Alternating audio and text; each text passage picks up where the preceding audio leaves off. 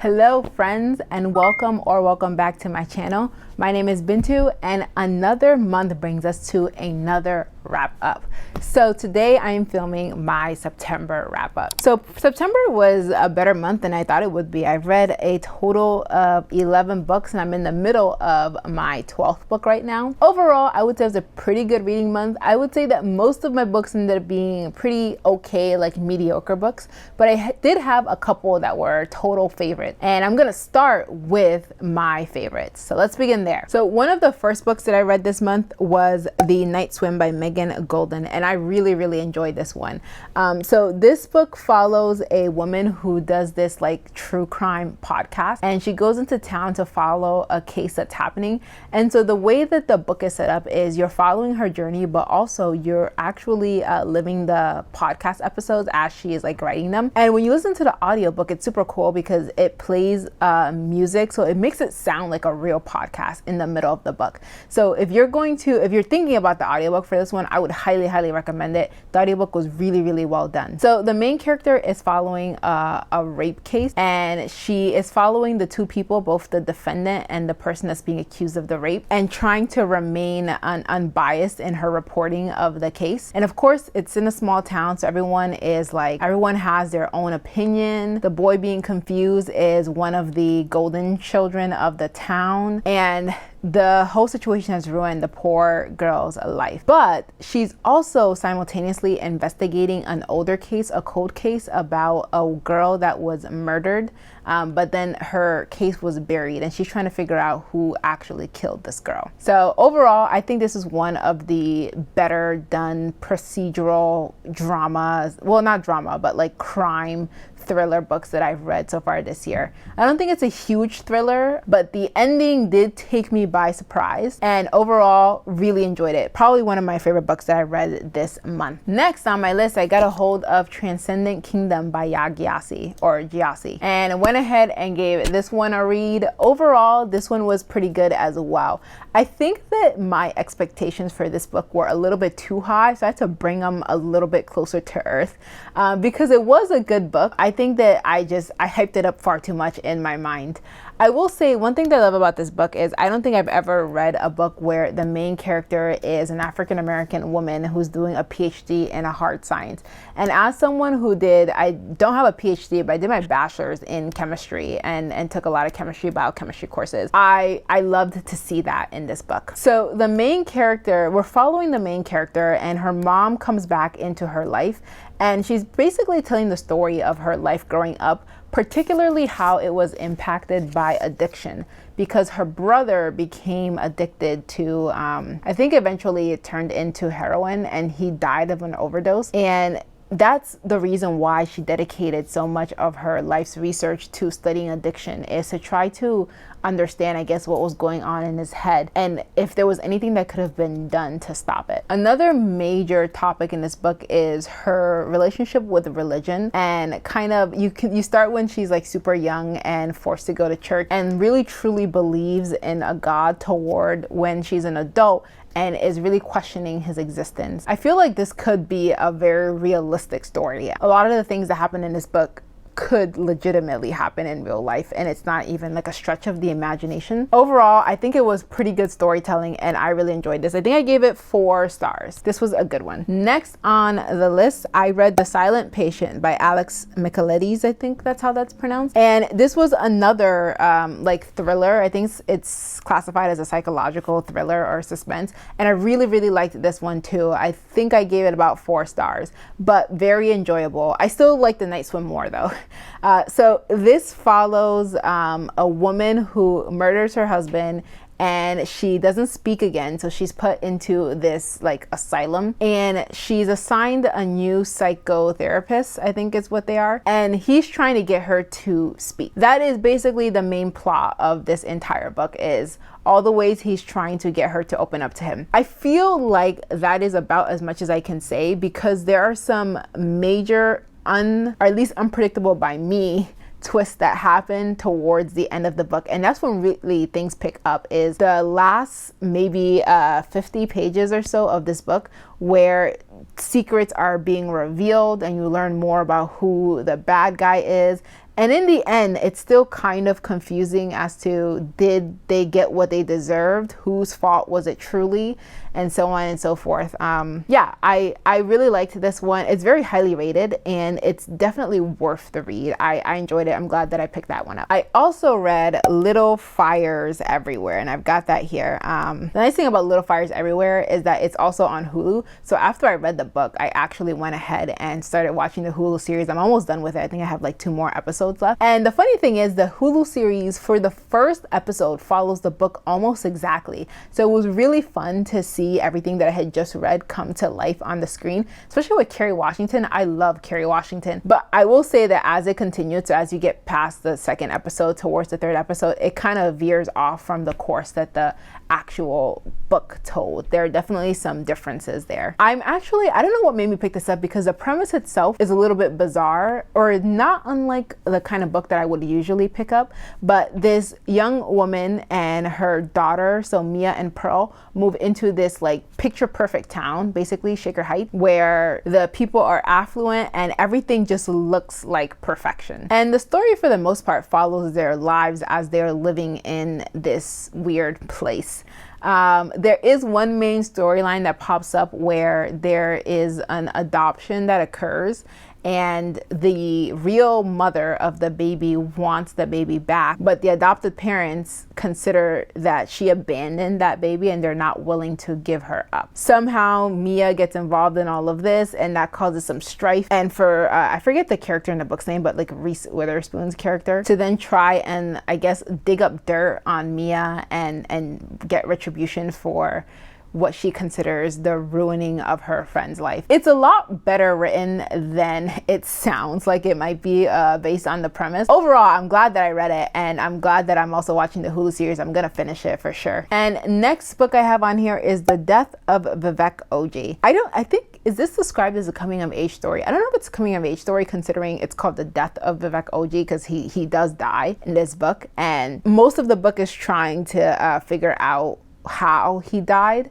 At least like his mom is trying to figure out how he was killed so suddenly and so young. And there are several main characters that we're going to read from their perspective in here, but mostly it's Vivek's cousin, who grew up with Vivek and is kind of put in the same situation of having to face or deal with his sexuality in a culture where it's not an easy thing to do if you are homosexual. I really like the character of Vivek. I think it was cool to see him evolve and transform into this person who was trying to express himself despite the fact that everyone around him was trying to get him to do the opposite. And it eventually will build up to the end, and it'll reveal who killed Vivek. And I think halfway through, close to the end, I kind of figured out who it was going to be. I like this book not for the mystery aspect, because I don't think that was superbly done. I just think it was a really interesting story. And it's not a story that I read very often from the perspective that it was written in. And so for that reason alone, I'm really glad that I picked it up. I didn't take very many notes on this, and I did listen to it partially on audiobook and partially on reading, like the ebook. And if I remember correctly, I thought the audiobook was pretty good. Definitely no complaints, at least. And then onwards to the Happy Ever After playlist. That's the book that I most recently read. I think I finished it yesterday, and that one took me by surprise. So that book is written by, what's her name? Abby Jimenez. And so the author who wrote the Happy Ever After playlist, she also wrote The Friend Zone, which is a book that I read last month because it was in my surprise bag from the library. And I thought The Friend Zone was okay. However, the Happy Ever After playlist, which is the sequel to that book, is so much better. It was nice to revisit the characters from the first book, and you don't necessarily need to have read the first book in order to make sense of the second book. It is a little bit helpful because there's a massive event that takes place in the first book that is kind of followed up on in the second book. So the main character, she was engaged to be married, and her fiance died in a motorcycle crash. And the book starts with she's like driving and a dog like hops onto her car. She gets a ticket and she can't figure out the owner, so she keeps the dog. Eventually she gets a hold of the owner of the dog, and he is in Australia, so she holds on to the dog until he gets back. And so they're talking and texting and flirting and getting to know each other. I thought it was super cute, especially the beginning part of the book. Once you hit about that 50% mark And I like to watch the little percentages on my Kindle, so I know it was actually exactly at the 50% mark. That's when things start to get really difficult for them, mostly because of the fact that the male lead, he is a musician, and he has to deal with the fame that comes with that job and also the touring and moving that comes with that job. And so they have to try and navigate that together. He makes some pretty questionable decisions, and like your typical romance book, they break up, they come back together, that kind of thing. I think that the first half of the book was a lot stronger than the second half of the book, but in the end, it was really enjoyable and a definite step up from the first book in this series. I like this one a lot. And then for the rest of the books that I read this month, so these are the ones that were pretty mediocre. So I'm saving these for last. Funny enough, there are 5 of them and they're all contemporary romances. So I think that I just did not have a good contemporary romance reading month, and maybe I just wasn't in the mood for it. I don't know. But the first one, we'll do Undercover Bromance by Alyssa K. Adams. This came from my library. I went and got another surprise back from them. So they put another Alyssa K. Adams book in there because I read the Bromance Book Club. Was that last month?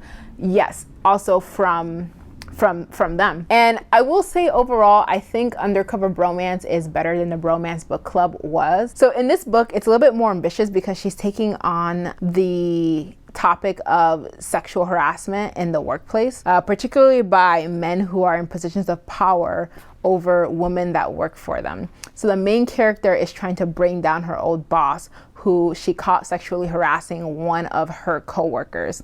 So it's like a Me Too centered book. The male lead, Braden, he owns a bunch of nightclubs and he is the reason she got fired in the first place, but then they joined forces to work together to try and bring her old boss down. I still don't think Alyssa K. Adams is like my most favorite contemporary romance writers. This book was, again, it was okay, just wasn't the greatest in the genre that I've read. Still though, if you're considering reading it, go for it. I don't regret that I read this book. I just know that there are better out there. In the same topic of I don't regret it, but I know there are better out there, we'll talk about this one here, My Favorite Half Night Stand by Christina Lauren. I actually didn't even read the physical book of this. This also came from my library. However, I managed to get the audiobook through Libby, and it's pretty short, so I just listened to the audiobook the entire time as I was doing my I was cleaning my apartment on Sunday, so I actually didn't even physically read the book. But my thoughts on this book, a couple of things.